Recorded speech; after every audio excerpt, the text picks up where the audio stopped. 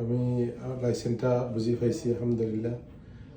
বেশি খুশি হয়েছি, অনেক খুশি হয়েছি যে আপনাদের যে মানে খেদমতটা আছে খুব বেশি ভালো। আমি অনুরোধ করবো অন্য আরও যে ভিডিওটা যেখানে যায় যারা শুনেন, এই সুলতান মেরিলিজ যেটা আছে এটা খুব খেদমতটা খুব বেশি ভালো। আমি মক্কাতে থাকি, প্রথমে আমরা নাক্কাসাতে ছিলাম, ওইখান থেকে ওলিউল আহাদ এখন থাকি। কোম্পানি দিয়া মনে করেন এটা খাদ্য জাতীয় যে মানে ইনপুট এক্সপোর্ট মানে খাবার, মনে করেন মাছ, মাংস, মুরগি এই ধরনের মানে বাইরের থেকে আনার জন্য চেতেছি।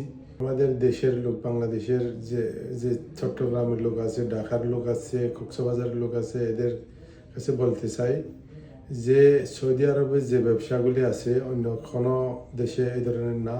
অনেক এই কোম্পানি দিয়া আগে সৌদিতে কোম্পানি খোলা যেত না, এখন তো অনেক ফ্যাসিলিটি দিছে যে অনেক এই কোম্পানিটা করিয়া নিজের নামে ব্যবসা করতে পারবেন, নিজের নামে দোকান করতে পারবেন, নিজের নামে বেগালা করতে পারবেন, সব কিছু নিজের নামে করতে পারবেন। হোটেল ব্যবসা যে হেরমর পাশে হাজার হাজার লোক, আমাদের দেশের লোক হোটেল ব্যবসা করে কোটি কোটি টাকা কামাইতেছে।